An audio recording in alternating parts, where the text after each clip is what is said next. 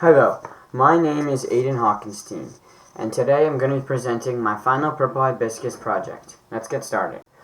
Throughout the book Purple Hibiscus, we see Jaja and Kambili grow from the repressed, personality-less children of their tyrant father Eugene to rather established, colorful young adults.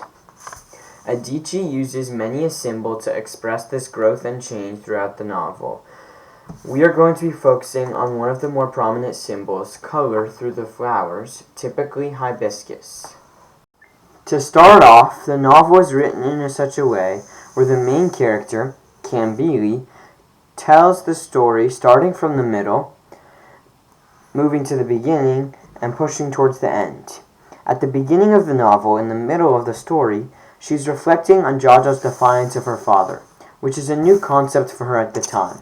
While reflecting, she compares Jaja's defiance to the flowers her aunt owns.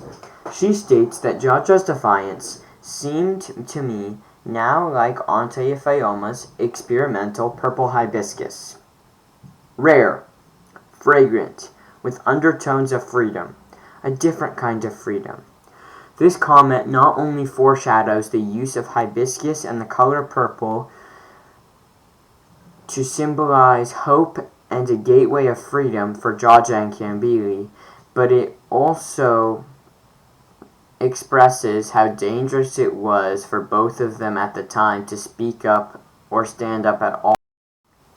Now, before we go into one of the first instances, we see purple hibiscuses used to symbolize hope and happiness. I'd like to take a second to talk about the other side of the spectrum.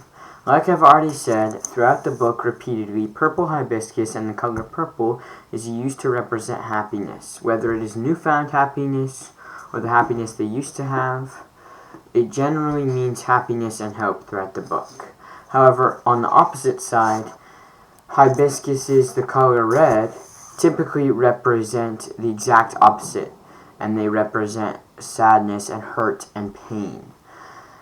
As the color red in this book does not refer to love like it does in some stories, the color red symbolizes straight blood and often is described in connection to the blood that comes from the family after getting beat by their father, and the blood in the flowers that their father has planted in the front yard, which are red hibiscuses just like these. Now that brings us back to the beginning of our story.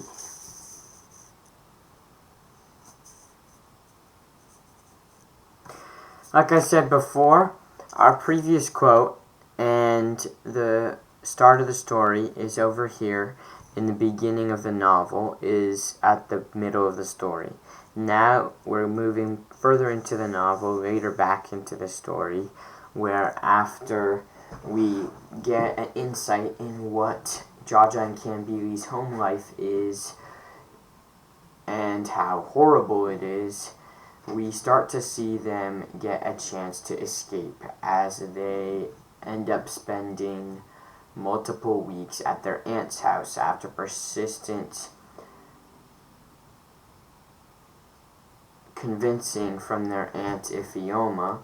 They go and spend time at their aunt's house for the very first time without their father.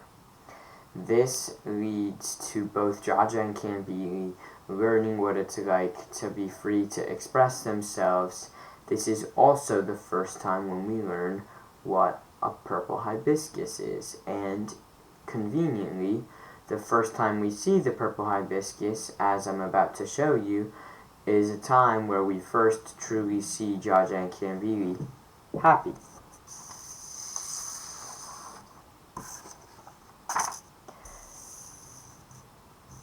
Kambili describes the first time they see the purple hibiscus in this conversation. "That's a hibiscus, isn't it, Auntie?" Jaja asked, staring at the plant close to the barbed wire fencing. "I didn't know there were purple hibiscuses." Auntie Ifeoma laughed and touched the flower, colored a deep shade of purple that was almost blue. Everybody has that reaction the first time. My friend Felipe is a lecturer in botany. She did a lot of experiments while she was here. Look, here's a white ixora, but it doesn't bloom as fully as the red. This next part of our story takes place right around here, right after Jaja and Kambili first return home from their very first trip to visit their auntie Ifioma. After they've returned home, their father has once again returned to their life, and Jaja, in particular, has decided to bring some of his life with Auntie Ifioma back home, in the form of purple hibiscus flowers that he was so fascinated with. He got the gardener to plant them in front of the house, and they've just started blooming. This comes from a description of their house after they've been home for some time.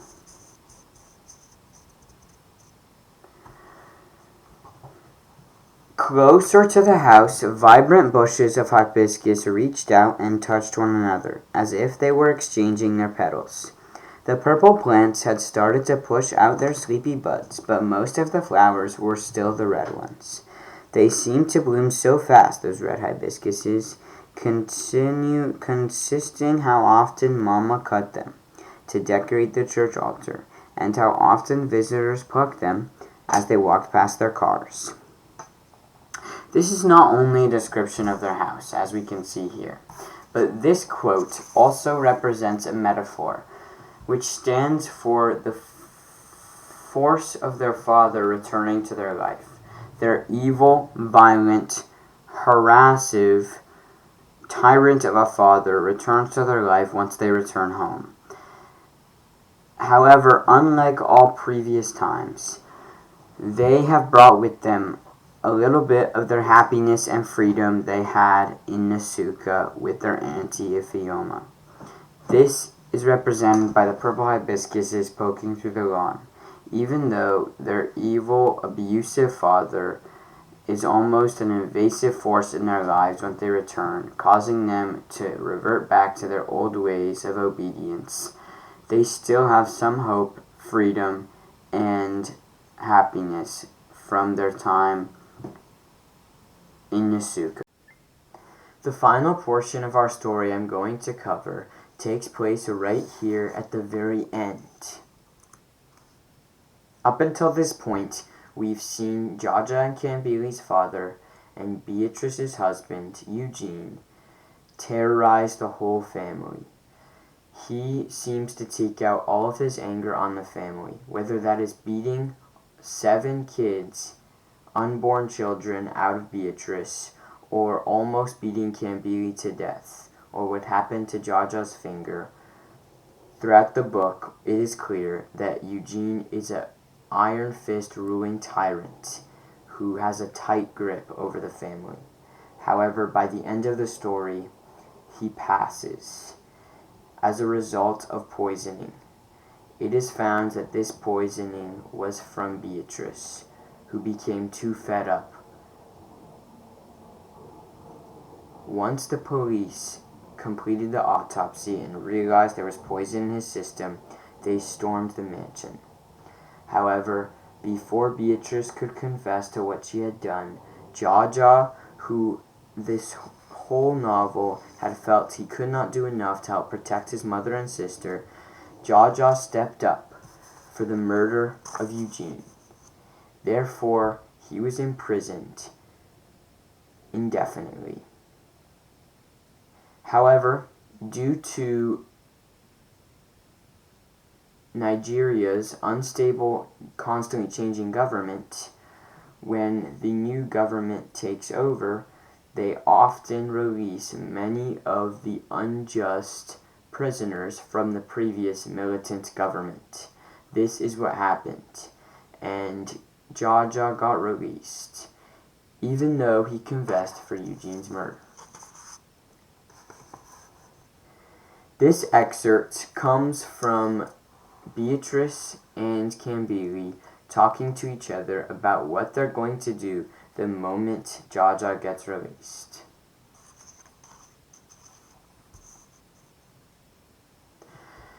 Kambili says we'll plant orange trees when we get back home. She also says Jaja will plant his purple hibiscus, and I will plant my ixora. She's laughing as she says this, and she reaches out and places her arm around her mom's shoulders, and she leans towards each other, and they smile. This excerpt is very important.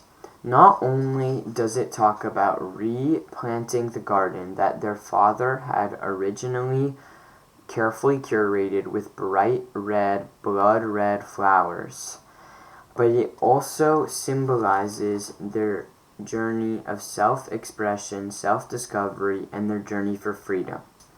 As they talk about Kambili planting white ixoras. These flowers are experimental flowers. They are typically red, the same color as blood, and the same color that Eugene had all of his flowers colored. The original red flowers bloomed fully, however these white ones do not fully bloom. I believe this represents her journey as a character is not finished. She may have gone through lots of development and become much more free and finally started to find her voice, as seen in this quote where we see her laughing with her mother for the first time. But I believe she still has a journey ahead of her, and that is why her flower doesn't bloom fully. However, to contrast this, Jaja's flower does fully bloom and is an incredibly bright and vibrant color, purple, which deeply contrasts the red to show how he was rebellious against his father and how he has grown from an obedient, essentially servant of his father Eugene to a self-expressive young man with freedom and his own ambitions. This is also an important excerpt because this is the first time we see both Kambili and Beatrice freely laughing, smiling, and expressing themselves, showing how much more happy and free they are without the tyrant Eugene guarding them and forcing them to be silent, obedient, and unexpressive. Not only are they expressing themselves for the first time, laughing and smiling with each other, but it is very important that the last paragraph right here includes Kambili laughing. Because throughout the whole novel, we follow Kambili on her journey to find her voice and her laughter.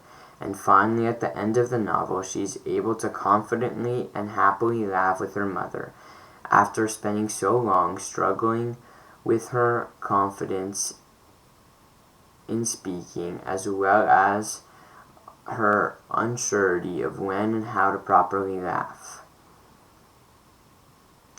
This just goes to show that no matter how much Eugene put the family through, the three of them kept persevering, and with enough grit, you can make it through anything.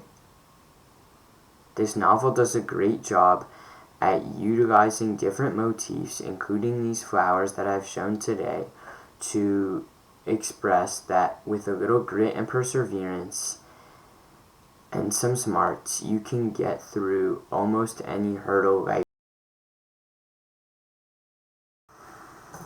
This has been my interpretation by me, produced by me, written by me. Thanks for watching.